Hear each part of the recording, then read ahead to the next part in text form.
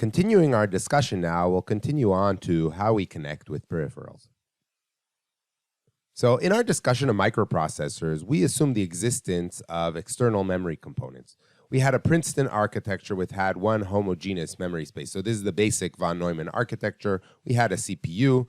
The data and the instructions were all stored in one shared memory space. We used the program counter to point at the instruction that had the next to point at the address that had the next instruction in it, and we used the same bus to point to just other data in the memory. We had what we called the Harvard architecture, which was where we kind of increased our bandwidth by dividing the program memory and data memory into two, but they do share one homogeneous memory space and memory map, which is shared by all according to the von Neumann principle.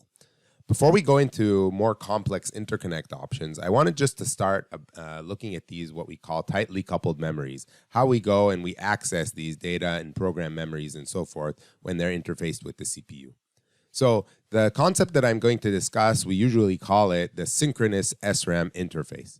So a typical on-chip synchronous SRAM features single cycle write and read latency, a byte write mask, active low write enable, and we can see a block diagram of it here. This is how it is usually built. So we have an SRAM that has 2 to the power of m, where m would be the number of bits in the address.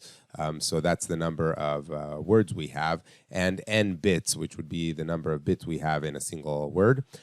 We would address it with the A pin, which is the address pin, okay, which is going to be m bits wide. We have the data pin where we're going to provide the write data, which is going to be n bits wide. We have the data out pin, which could be called Q, which is also going to be n bits wide. And then we have a chip enable and a write enable, where the chip enable is if we want to access this specific memory block or not, or we just want to save power and not do precharge and so forth on it. So we would have the chip enable, which is also going to be, in this case with the n over here, it's going to be active low. So if chip enable is high, we are not accessing the SRAM at all. If chip enable is low, that means we're either applying a write or a read operation to it. And then we have the write enable, and since it's again active low, it means that we have a 0 becoming a write and a 1 is going to be a read. The write enable is going to also be often a bus where we can differentiate between which bytes we actually want to write now or not. So for instance, if we want to go and access a 32-bit word, but we only want to write to the bottom byte of the 32-bit word, we would mask the top 3 bytes and just write to the bottom byte. If this is not an option, in order to partially write to a word, we'd have to do something like a read, modify, write, where we'd read out the data, modify just that byte within a register, and then write it back. But often what an SRAM will supply us is with this byte mask that enables us to access just one of the bytes. And we have a clock because this is a synchronous interface. And in such a synchronous interface, our usual common case is that we have single cycle write and read latency, which means that it takes us 1 clock cycle to write to the SRAM and 1 clock cycle to read from the SRAM. There are other options like a 2-cycle latency or asynchronous reads, where we would just change the address and we would get the data out without actually having to provide a clock. But the general one is just this synchronous kind of single cycle read-write latency. So how does that look in timing diagrams? So we have the clock over here, we have the address data, write enable, and data out. And when we have a line in this type of a diagram that you'll find on different data sheets, it means that the data is not stable. Here the data is changing, and once it's wide like this, it means the data is stable. So in this case, after this cycle starts, this is the first cycle, what we're actually going to do over here is we're going to apply the address and the data onto the address and data buses. They have to be stable at least setup time before this rising clock edge. And we're also going to take the write enable because this is a write operation, and we're going to lower it to select write enable. We also had our chip enable enabled. Okay, and what happens is that when the clock rises, so this is the synchronous 1-cycle latency, as the clock rises, the data over here is going to be written into the address over here. And that will continue during this clock period We don't know exactly when it happens, but it happens sometimes inside. We do latch or make sure that we have this data inside, so we can then change the address and the data in between these two clock edges. So we can apply the second address and the second data in between these two clock edges, and then on the next clock edge, we can already write the second address to the second data. For a read operation, what we're then going to do is we're going to raise write enable and apply an address. Now we do not provide data because we're now asking to read out data. And then as long as the address is stable before setup time before the rising clock edge, and write enable is also stable before setup time before the rising clock edge, then access time after the rising clock edge, the data out bus will provide the data that we asked for in the cycle before. So that's, again, a single cycle latency. Again, it could have been an asynchronous bus where as soon as this address was stabilized, there would be some access time where afterwards we would get the data. But usually we will find the single cycle latency where we wait for the rising edge of the clock, latch the address, and then provide the data on the output. The data will be retained for a certain amount of time. It could be until the next rising edge of the clock, or it could be some limited amount of time. But in the meantime, we can also change the address within this cycle, and then on the next rising edge, again, access time later, we will get the data out on the bus. So this is actually similar to how I would say a flip-flop works. This is called a Synchronous SRAM interface, and this is how we are going to be actually working with our tightly coupled memories that are just going to be, SRAM blocks usually inside our very tightly coupled to our processor or inside our accelerator or whatever type of block that we're using that has local memory. But how do we scale that to a larger network? The interface we showed before is an example of a point-to-point link. We have, those signals that go directly from whoever the source of it is to that, which say is the microprocessor or something like that, that is going directly to this SRAM. Point-to-point links are very simple, they're fast, but they are not scalable. We have to have a full private set of signals and control that goes between, the controller, let's say the CPU, and each and every one of those SRAM blocks. So that's really, really expensive. It's very fast. It's very simple. We understood it pretty quickly, but it's very expensive. We can't use such an approach even for a simple microcontroller. For a complex SoC, it's really, really, really not feasible.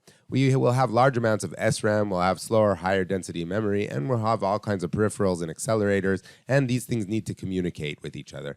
And therefore, we need a scalable solution, which we call a bus. So you see that we have all of these different connections, and we need to provide some sort of solution to connect them in a scalable fashion. So what is a bus? When we say a bus or a system bus, what we mean is a collection of signals, that's a collection of wires, to which one or more IP components, which need to communicate data with each other, are connected. So besides the clock, which enables us to run a synchronous bus, we consider a bus to be these three collections of signals: the address, the data, and the control. So when we say bus, we mean this threesome: control, data, address, data, control. That is what we call a system bus. In a typical system, we also have masters or managers of the bus. For example, the CPU is the general case where the CPU is the thing that initiates all the transfers. Let's take this bus, which only has one master. It makes a simple case where it's the only thing that decides on such an operation, which can be a write or a read to the bus. And the devices that are connected to the bus, which could be different peripherals or memory or so forth or so on, they are called slaves or subordinates, and they only react to transfers that are initiated by the master. So they do not initiate any operations themselves. That does not mean that they never push data onto the bus. If the CPU asks to read something from the device will respond by pushing the read out data onto the bus. But it will never just decide on its own to push data out onto the bus. It will only do it in response to something that the master asks it for. And this leads me to the concept of memory mapping, which is one of the most important concepts other than the von Neumann architecture of storing instructions and data in the same memory space. We can expand this to what we call memory mapping or memory mapped I/O, and it's really one of the most amazing concepts we have in computer architecture. So using those three bus components we saw before, address, data, and control, we can facilitate the majority of the required control and data transfer that we need in any computing system that there is. Okay, and this concept is what we call memory mapping. So we saw the memory map in the last few lectures of how the compiler actually goes and distributes the different parts of the data, if it's the instructions or the static data and so forth, or the stack and so forth, into different addresses within our memory. But we actually have an n-bit bus. So like say in our 32-bit processor, we have 2 to the 32 unique byte addresses. And that's really, really wide. We usually do not have the amount of memory of actual physical RAM that really fills up this whole space. So we can use the extra space, such as is written here, this memory mapped IO and DMA that it says here, but it can be called peripheral space. It can be all kinds of things. We can just map different types of devices that are on the chip or off the chip to this additional space that we have, and we have lots of this free space in our memory map. Okay, we can take registers or peripherals and accelerators, and we give them addresses within the memory map. We actually have, a spreadsheet, an Excel file or something like that, where we write down the actual addresses that are given to each of our different internal components of our system on chip, as well as what we supply to external off-chip interfaces. So we have this type of Excel. We even may have some sort of a program that will turn that Excel sheet into a PDF that we can then give to the users as a user manual. And these are hard-coded in the RTL. They're really actual parts that are really given to wires and given to actual logic on the chip. Okay, so these registers are used to control the devices. So for example, a start operation command might be something like saying, okay, I want to write a 1 to a certain memory address. Now, writing a 1 to a memory address, in the case of our CPU, that's just accessing memory. It knows that it has some memory address, OX68FF is some memory address, and it's going to write a 1 to there, just like it could write 25 to some other memory address. But because we have mapped that OX68FF to some sort of a unit that needs to receive a start command, then actually the unit has some sort of a comparator that will say, aha, somebody talked to OX68FF, that's me. Okay, what is he saying to me? He's saying write a 1 to me. And in the internal logic, we will take that, write a 1, and we will say, okay, I'm not actually some piece of SRAM. I'm not memory. I'm actually something that, does things. I play music, or I, dance the samba or something like that. And so I will take that, and in my internal logic, I'll say when somebody writes 1 to OX68FF, that means that I was told to start my operation. So really, this is an amazing concept where I give unique addresses to everything that we have in computing, and therefore we can write C code that just encodes the different memory addresses to specific operations. And therefore, if we say go start, pause, stop, read out what you have, finish your operation, do something else, it can all be done just with this write and read and control signals that we have in one of our system buses. It's a very amazing concept. It's really essential for understanding how these system on chips work and why a bus is so important. So let's go over to some of the basic terminology of a bus.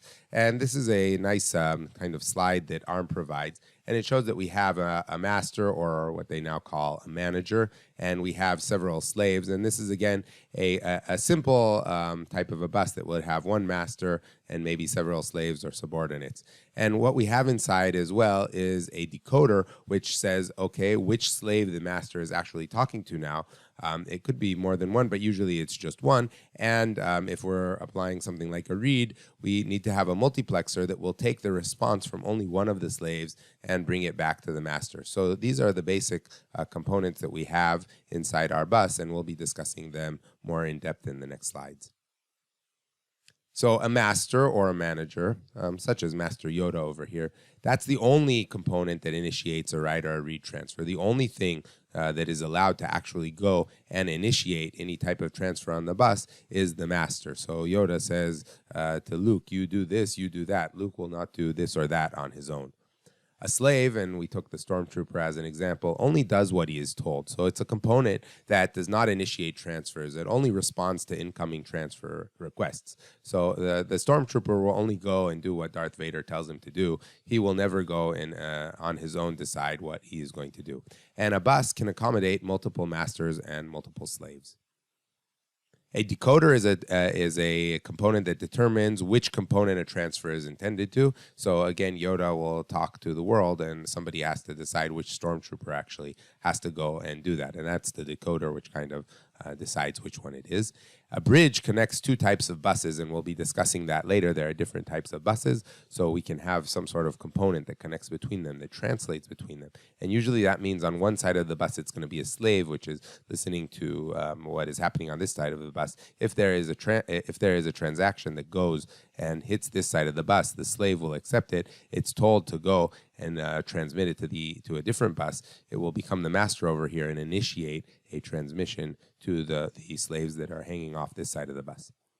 And there is an arbiter where if we have several masters, then somebody has to decide whose turn it is to talk. So it controls access to the shared bus and selects the master to grant access to the bus. So let's just discuss very briefly some basic bus topologies. And the bus that we're going to be discussing for this whole lecture and is the most commonly found bus and so forth is what we call a shared bus. So conceptually, we have this one big set of wires, our control data and address wires, and we have masters and slaves hanging off it as much as they want. It means that there's only one actual transaction that can exist at a time, because conceptually this is just one set of wires, even though obviously it's not going to usually be created and implemented with one set of wires. But in general, only one transaction can exist at a time. We can break up the bus to several hierarchical pieces, which can enable multiple transactions and enable us to do some other things, as we'll see later. We have another kind of cool concept which is a ring, where instead of having this type of crazy wiring that has to go through all of our components and connect to all of them, which can create real problems in the physical design of this thing, we can just have this type of a ring where each component is just connected to the component that's next to it. So the wiring is very, very simple here. And if this master, for example, wants to talk to the slave, it has to go and send its message across these different hops over here, and then the slave has to reply again through these different hops.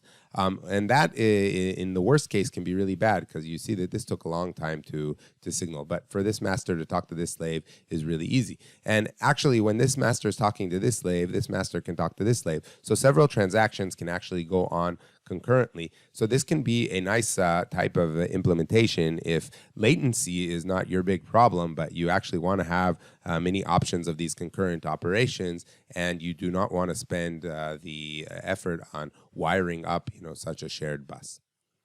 The opposite of this is the crossbar, where we actually take each master and each slave and connect them in a full point-to-point connection between all of them. And this really provides us the highest throughput, because each master can independently talk to each slave, and it's a direct connection, which gives us very low latency. However, this is very, very costly in terms of wiring and signaling and so forth and so on. So crossbars will only be used in places where we need really, really high performance and so forth. It is used often, but it's really hard to also add another type of pair of master-slave and so forth to this type of thing. There may be partial crossbars where we don't have full connections between each master and each slave, or all kinds of matrices that do this, but crossbar is another type of these topologies that is very often found.